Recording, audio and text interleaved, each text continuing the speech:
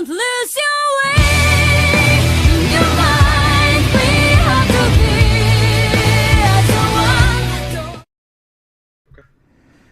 Hey, what's going on YouTube? Warstorm here, coming at you guys with another video today. So today I'll be showcasing, this will be another match of the Team APS Tournament. This will be Fluffals versus True Kings. This is one of my matches. So for commentary today, I have my buddy Sean here. Say hello to everybody. Hola. So today we have an interesting matchup with two decks that are getting future OCG support. We have Fluffals, which are getting some pretty decent support. And the True Kings, which are one of the more the True Draco variant, at least, is one of the most popular Zodiac variants in the OCG. Now, obviously, Zodiacs are not allowed in this tournament, so we aren't going to see those today. But anyway, Sean, what deck do you think has the advantage in this matchup? To be honest, if this has got the OCG support, then Fluffals has it, just because they're freaking consistent as heck now.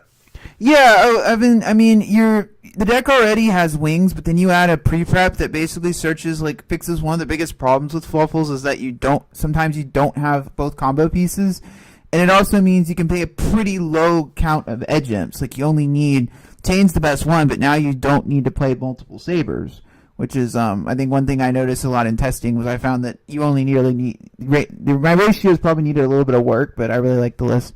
So anyway, so I believe we'll go ahead and get it started. So to start the game, my opponent, I think I won the dice roll, so I chose to go second because it's Fluffals. You want to go second.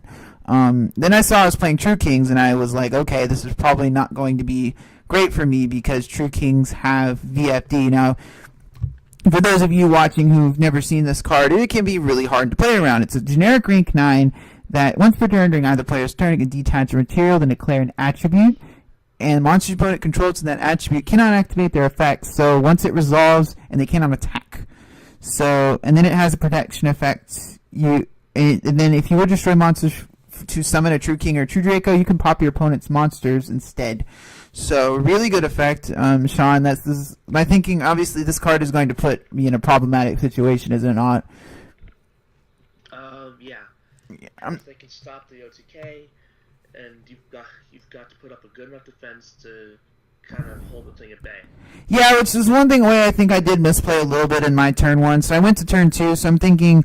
Once he activated, I knew VFD was coming down, so I'm thinking, okay, I'm going to try to see if I can resolve a few draws with I probably should have summoned, Twin Twister's back row, I'm thinking here, okay, I probably should have summoned my Kraken in defense mode, and I could have actually fused with my Cat here, because VFD doesn't stop grave effects, but then he uses VFD's effect on his turn, and VFD allows you, because it's changed the attribute, now he can pop my monsters for the summon, so I'm in a winnable position, but the problem he had with this situation was he activated VFD to get damage in, but the problem is that he has no cards in hand, and I have 3 to search out the pieces I need. I don't have a poly, but I do have, I have a way to access my Fluffal Wings combo. So we go Bear Wings game here. So we're gonna go ahead and draw 3 cards, and I manage. Unfortunately, I do draw into the sheet, but I don't draw into a way to fuse.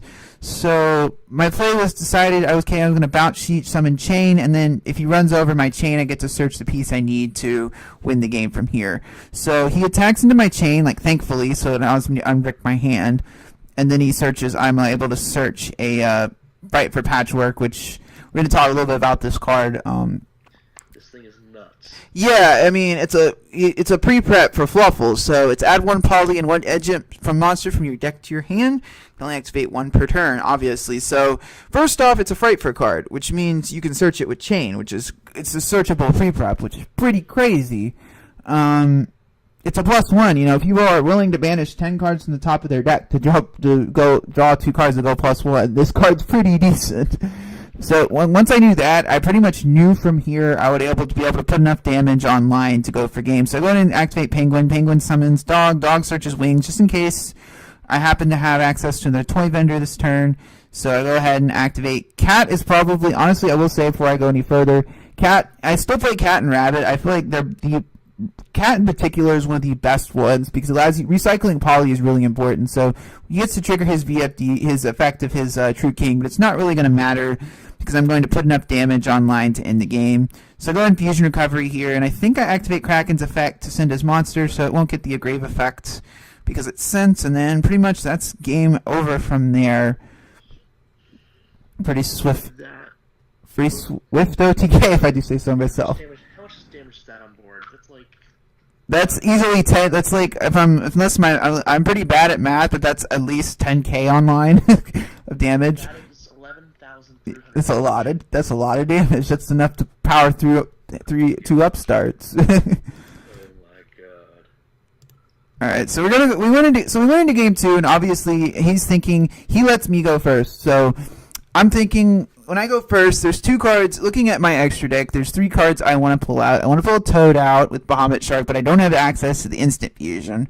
So I have 2 plays here. A, I summon Drago Stapelia, which can negate monster effects by slapping a counter on it, and then it can slap a predator counter on a monster. And anything time it slaps a counter on it, that monster's effects is negated. Anything has a counter on it. But my thinking is I want to negate spells, so I decided to go for Hope Harbinger instead. So I negate Patchwork, and then go and summon Owl, search my another Poly. Then I go for Kraken. Then Chain searches me out another Patchwork for next turn. Fusion Recovery is probably, honestly, my favorite tech in this deck. And then they make Hope Harbinger and set the Toy Vendor and hope for the best. Fusion recoveries much anymore. Yeah, so now we see the True Kings triggering. So the new water one actually is one of the better ones. Whenever it's popped by a card effect, it special summons a worm type monster from the deck that's not water, and then Lethosam brings back one from the grave. So honestly, I think Lethosam was a super rare in Raging Tempest. So who knows how much it'll go up, but it's a pretty decent card. So I would definitely recommend picking. Yeah, definitely. So he summons 3 True Kings here, and I know he's going to go, but instead of going for VFD, because VFD can't tack over Hope Harbinger, he goes into the Phantom Fortress and banishes my so he can now activate his spell card. So he goes in and attacks for some nice damage, and I think looking here, I drew the instant fusion. So when I drew the instant fusion, I knew I could do 2 things. One, I could summon Norden. The problem is I don't have access to Penguin, so I can't activate, so I can't use Penguin for I can't make Toad here. So I decided to go ahead and actually, believe it or not, I use Owl's fusion effects because I had all the polys in my hand already. So I went ahead and why not? So I use Kraken to hit the Lethal Sam so it won't get its effect. Then I go ahead and Fright for Fusion, bring back another Sabretooth, and then attack for some decent damage. Now here I probably could have done more damage if I would have fused with the Kraken on board, but I didn't have but I used the Fright for Fusion thinking I still had a target engraved like a scrub. So go ahead and instant fusion here, and I go for Sheep instead of Norden. Then I just summon the Drago Stapelia, which is a very interesting card. So from here, Sean, I'm in a pretty decent position, am I not? Yeah, and even though you wouldn't have known what was in his hand, he wouldn't be able to get much, considering all of his True Kings require 2 destructions. Yeah, that's one of the things I've noticed about True Kings is that while they're good, the problem that they sometimes have is that they can't utilize hand advantage very well. Yeah, they can't they can't recover if you get them low on cards in hand. They really can't recover. But he does top deck here into a Pot of Desires. So when he resolved that, I was like, oh fuck, okay, he's gonna draw 2 more cards. I could be in a bad situation. But I think the unfortunate thing was he didn't draw. If he drew 1 more True King, he probably was in a pretty decent position. But sadly, he didn't. So thankfully, he didn't. So he pops my Toy Vendor. I get the search, and from there he scooped. He basically said he didn't draw enough off the Desires, and that's pretty much game over there. I believe at this point in the tournament, I was 3-1. I